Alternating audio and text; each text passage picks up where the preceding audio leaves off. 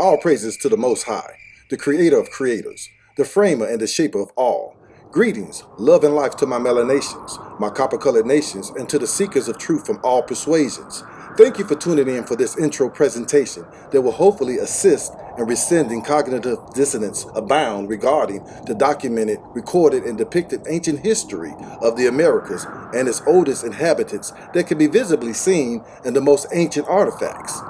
This presentation will illustrate the truth that I, like millions of other indigenous Americans who are known as misnomers and bywords, are in fact the true descendants of the ancient American civilizations from antiquity and before history. This evidence is seen in the most ancient sculptures, carvings, murals, writings, and many other relics and artifacts from times immemorial until just a few centuries ago. They are the images and the depictions of and by the people themselves, with the very distinctive physiognomy of dark complexions, broad noses, coarse hair and afros, braids and locks, and naturally plump lips. Physical features and traits that have been historically and unequivocally classified as Negroid.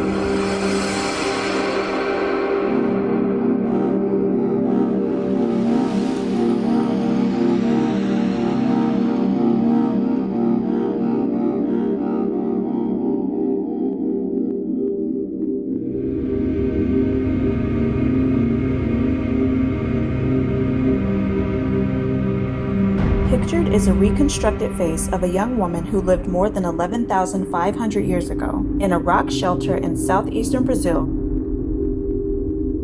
She was nicknamed Luzia.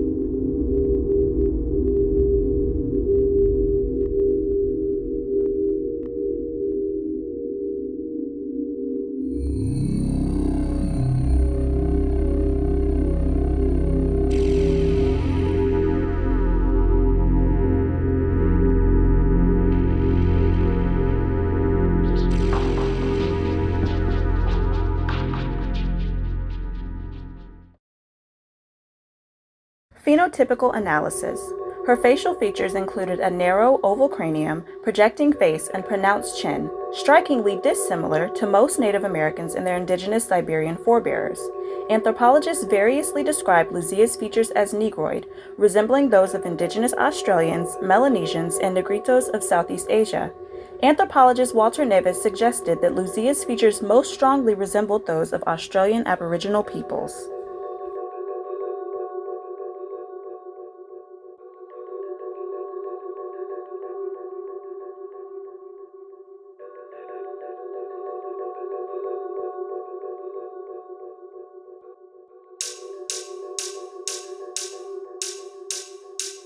Did you know the Aboriginals, who were first called Negroes by the Spaniards, have histories in the Americas that predates Egypt by thousands of years?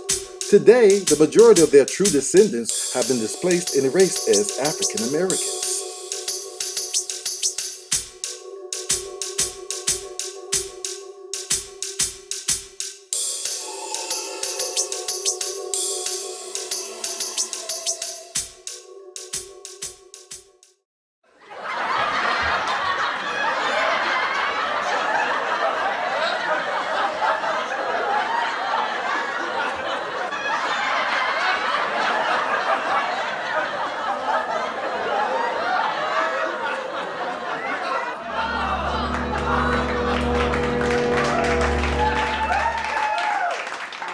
Aborigines. There were tribes that were already here.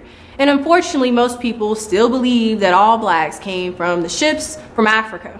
So let's talk about some of those statistics. According to PBS.org, only 12.5 million Africans were kidnapped from Africa, but only 10.7 million actually survived. And of that 10.7 million, 388,000 came to North America, and the rest were distributed to South America and the Caribbean. But the first people that were here were the American Aborigines.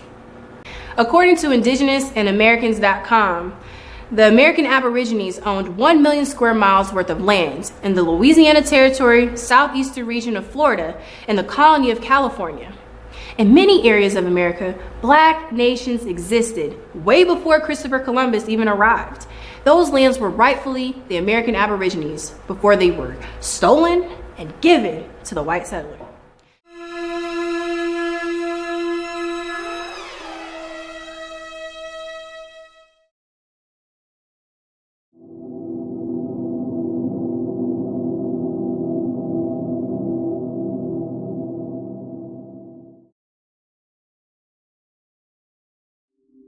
Aboriginal.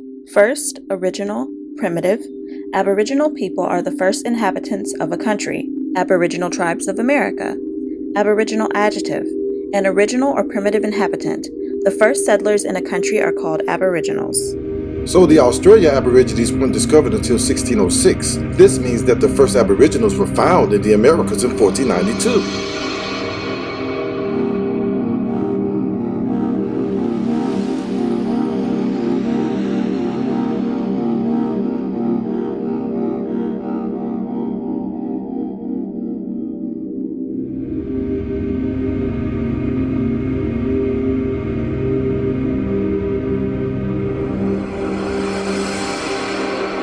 Ancient pyramid city of Coro Soup in Peru, Quichua, Tawantinsuyu, over 5,000 years old, predated the Egyptian dynasties by 2 millennia. Vichima in Coro, Peru, was one of the major populations of Coro in the Soup Valley during the Norte Chico era.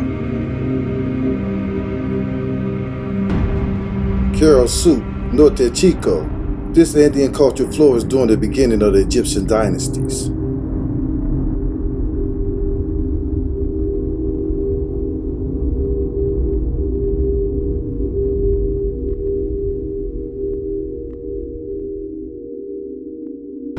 Cyril Sitchin, known for the hundreds of bas-relief etchings of graphic imagery depicting axe-wielding warriors decapitating and mutilating enemies.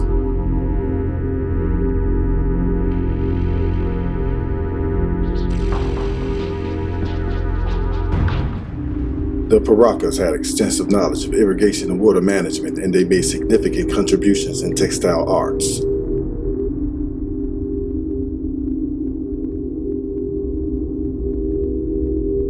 The Paracas Candelabra, also called the Candelabra of the Andes or the Trident of Peru, is a well-known prehistoric geoglyph found on the northern face of the Paracas Peninsula at Pisco Bay in Peru.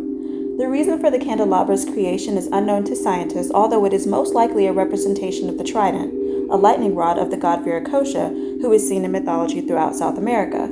This trident was known to the ancient civilizations of Peru and the Vedic people during the Ramayana period.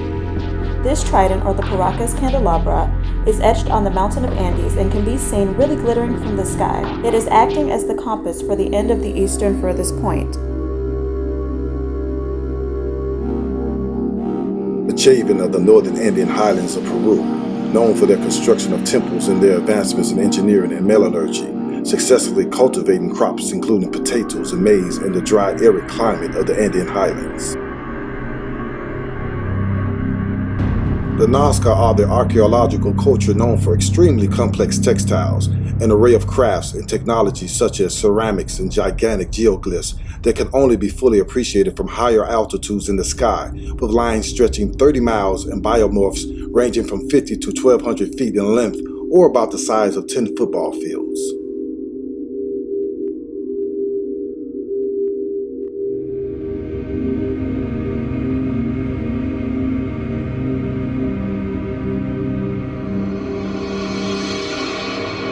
The Moshe are well known for their high quality of crafts and artwork. The Moshe were specialists in art and craft work, producing pottery, murals, textiles of cotton and wool, and fashioned jewelry and other objects of precious metal.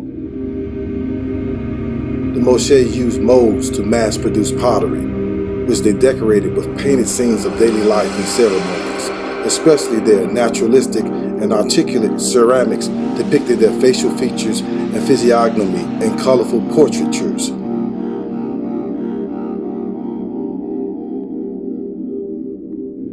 The Moshe were a priesthood culture ruled by priest kings and priestesses. The Moshe daily life included fishing, irrigation of the land to grow crops such as maize, potatoes, cotton, peppers, and peanuts. The Moshe also built a vast ceremonial center containing 2 enormous mud brick pyramids, and several of the Moshe priest kings and priestesses were buried in large tombs near the pyramids.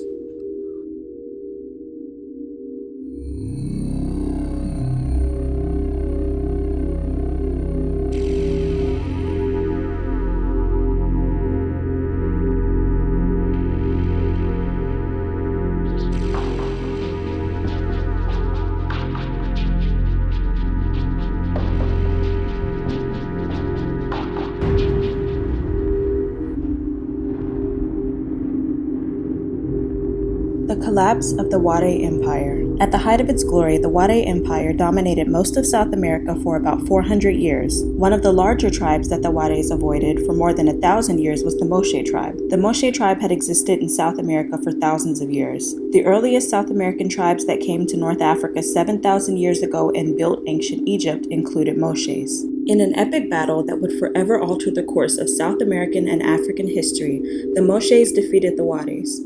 The Moshe-Wade War was the most defining war not only in South American history, but also in African history. When the Moshes defeated the Wades, they destroyed the Wade Empire. Moshes hated Wades because of their senseless killing of humans for heads. The Moshes went to a lot of trouble to destroy everything that reminded them of the Wade Empire. They also expelled the Wades from South America. Most of the Wades fled to Africa. The Chamu maintained the largest and most important political system in Peru before being conquered by the Inca. The Chamu expanded and gained power over their 500-year period through intensive farming techniques and hydraulic works, which joined valleys to form complexes of buildings for ceremonies, housing, and other facilities. The Chanca, Quichua, and Chamu were usurped by the Inca in the 1400s. In 1532, the Inca Empire was conquered in the Spanish conquest. After conquering the Chanca, Quichua, and Chamu in the 1400s, the Inca then assimilated and usurped much of the indigenous civilizations along the north coast of Peru, in particular the Chamu high culture, including their political organization, irrigation systems, and road engineering into their own imperial kingdom. According to history, archaeologists have assigned very ancient or prehistoric artifacts and ruins to the people that usurped the north coastal region of Peru in the 1400s. Artifacts and ruins that are eons older than the very presence of these people in the Americas.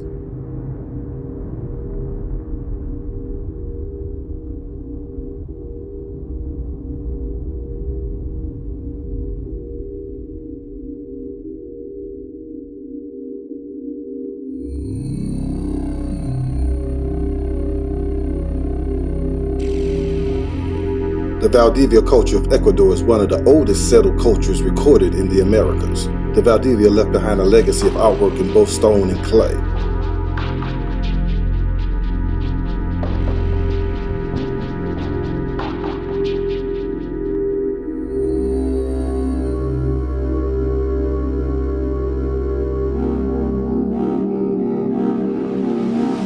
The Quimbaya civilization of Bogota or present-day Colombia are noted for their gold work, characterized by technical accuracy and detailed precision in designs of gold and human images.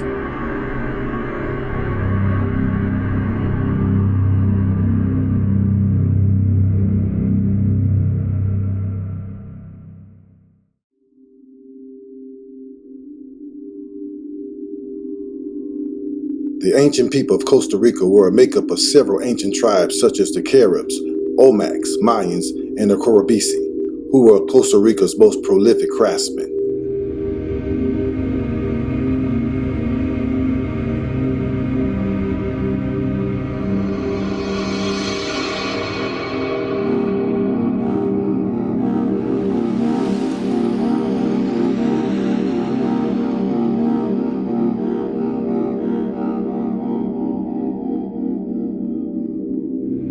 1904 vintage illustrations depicting native Amazonian Indians or Native American hunters in French Guiana, South America.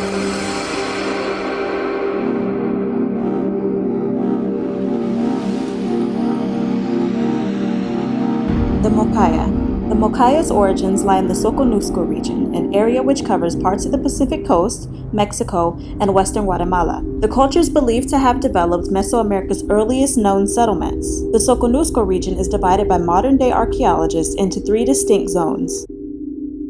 In the Mazatán region of Chiapas' Pacific coast, just west of the present-day border between Mexico and Guatemala, one of the earliest hierarchical societies rose. Archaeologists call this culture Macaya, or people of the corn, in the Mixe-Zoquian language that was spoken by the region's ancient inhabitants.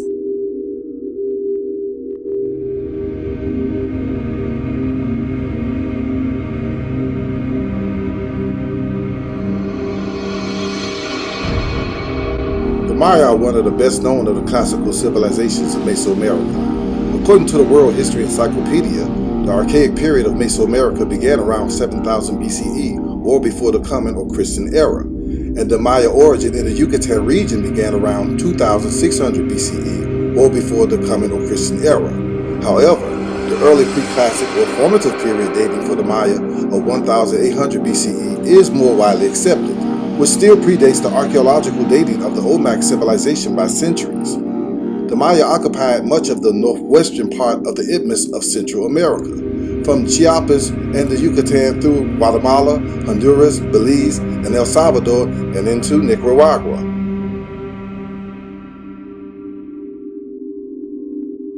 The earliest Maya were agricultural people growing crops such as maize or corn, beans, squash, and cassava.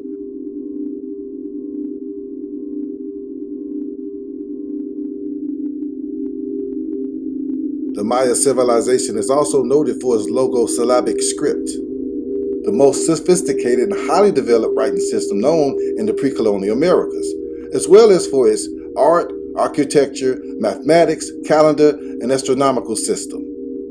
The Mayans developed a calendar of 18 20-day months plus a set of 5 days. This calendar system also included what scholars call a long count that kept track of time by using different units that ranged in length from a single day to millions of years. Contrary to popular belief, the Maya civilization never vanished. While many cities were abandoned over time, other cities such as Chichen Itza grew and flourished.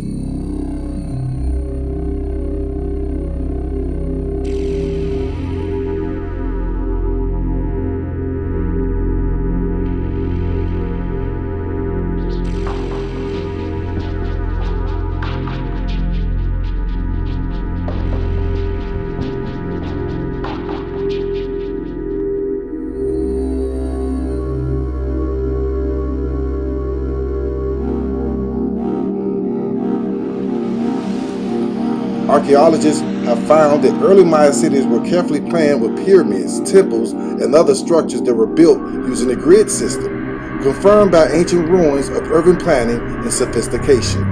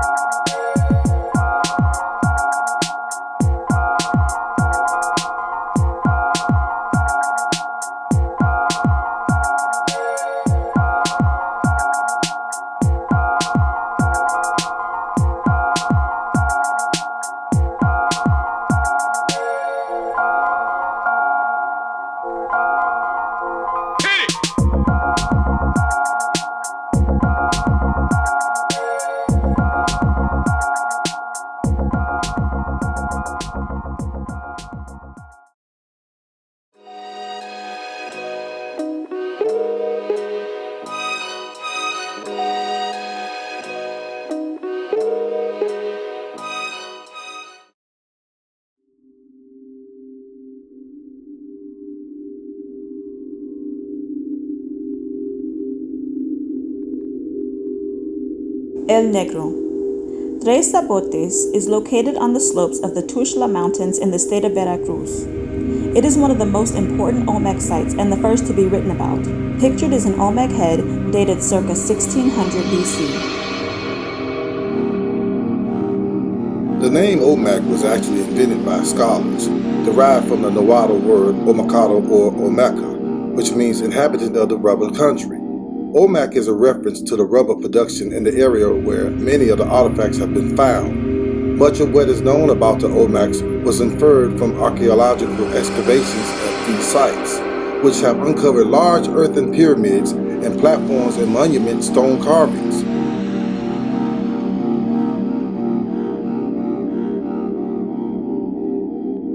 Olmec Inventions. The Olmecs are heavily copied by later civilizations. From the Olmec comes priest-ruled city-states, the rubber people who created rubber as early as 1600 BCE, the Mesoamerican calendar, writing, the idea of zero, and the ball game.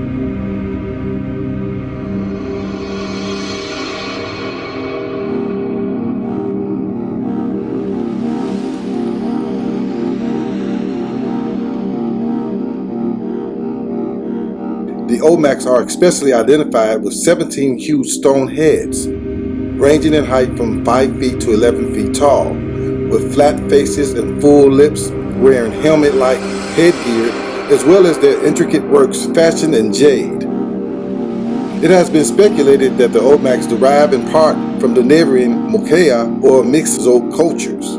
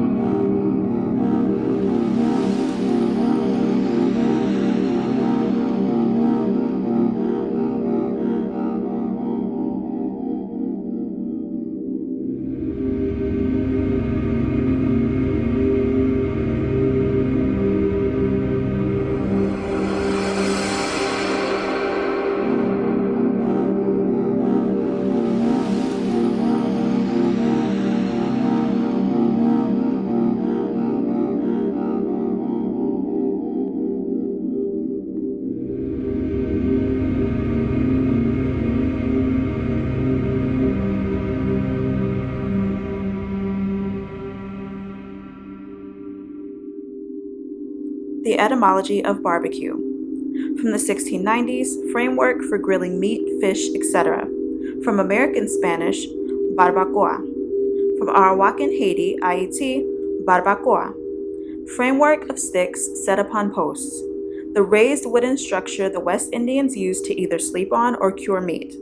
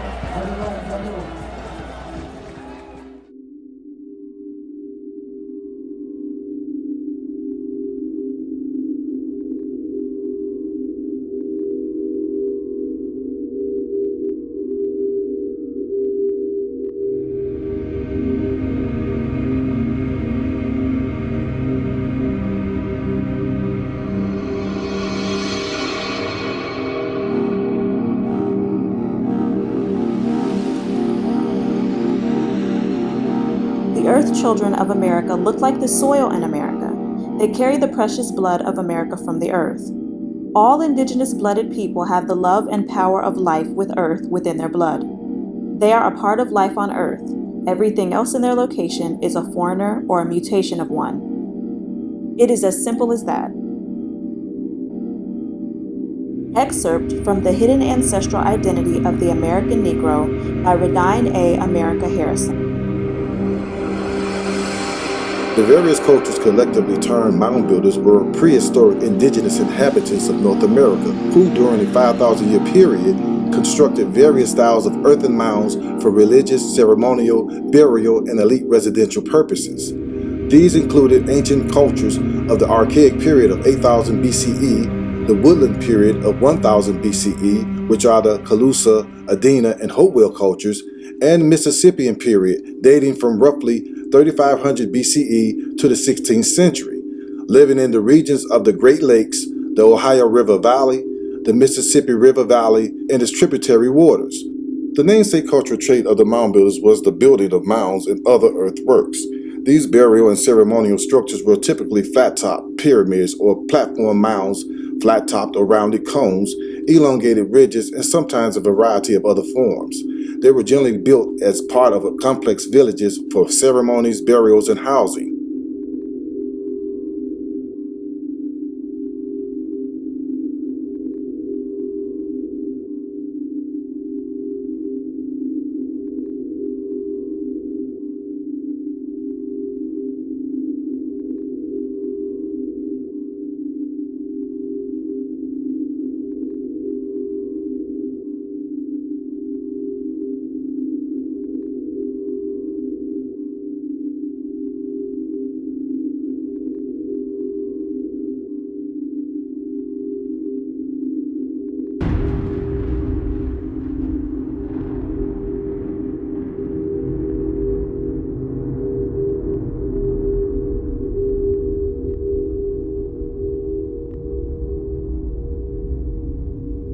According to the anthropology, the majority of the mound builder crania is negroid.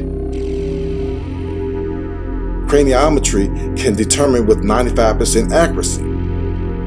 Thus, the descendants of the mound builders of North America are the displaced people today called the African Americans.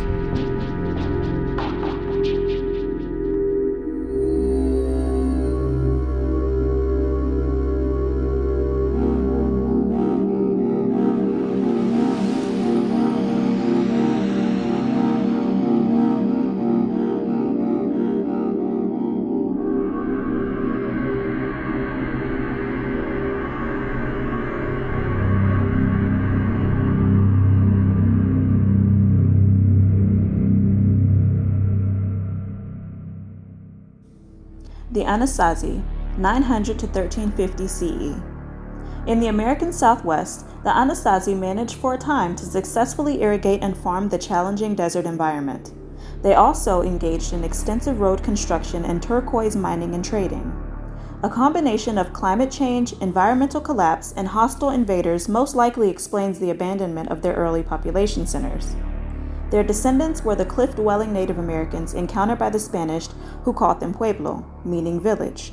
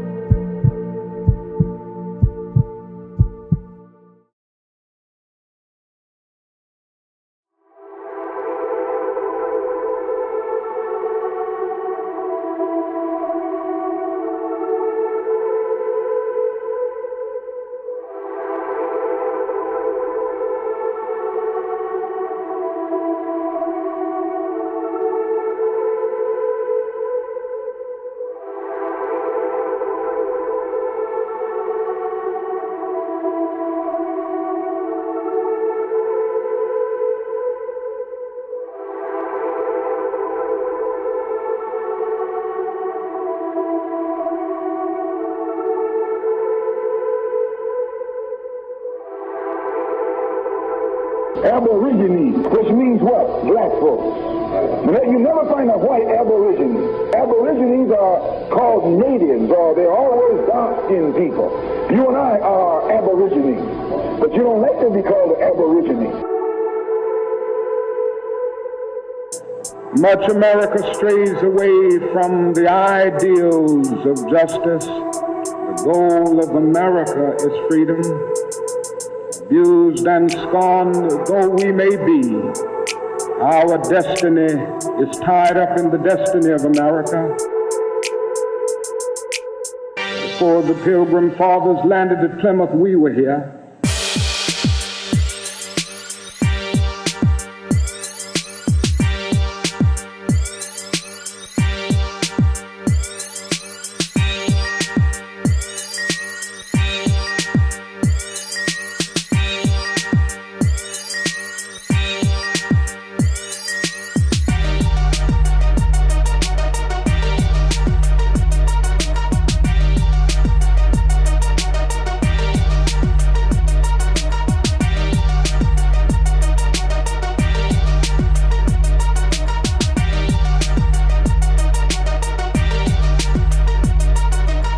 Aborigines, which means what? Black folks.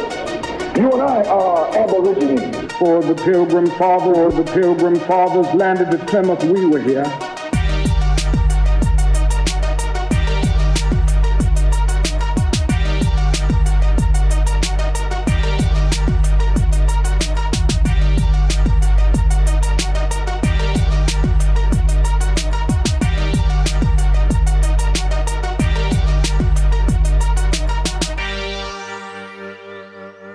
Aborigines, which means what? Aborigines, which means what? You never find a white Aborigine. Aborigines are called natives, or they're always dark-skinned people.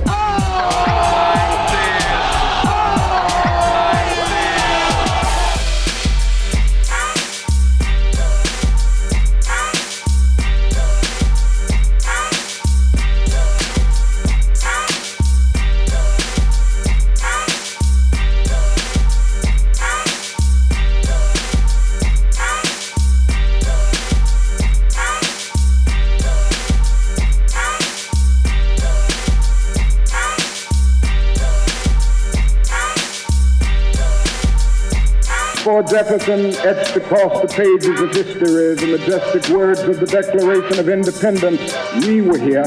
Or the beautiful words of the Star-Spangled Banner were written, we were here.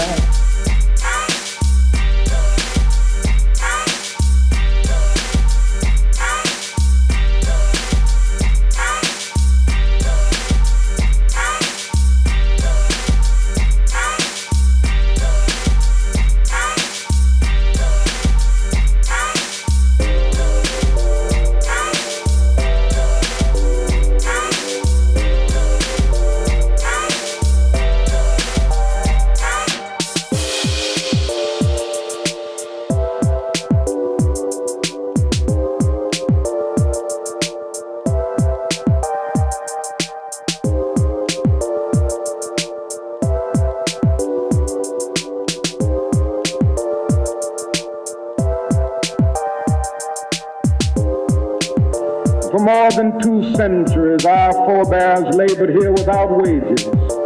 They made cotton king. They built the homes of their masters in the midst of the most humiliating and oppressive conditions.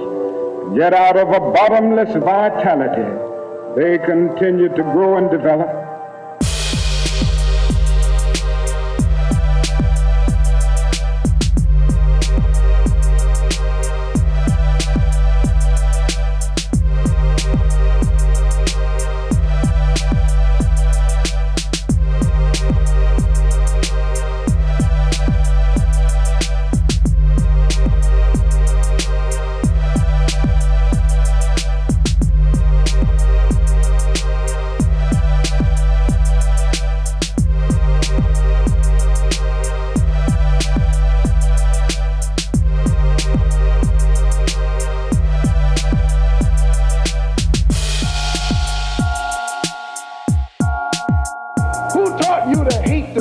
Of your hair?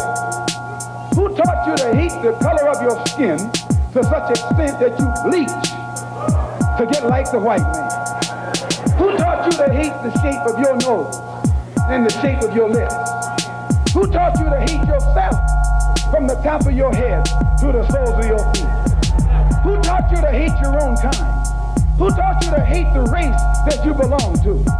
So much so that you don't want to be around each other.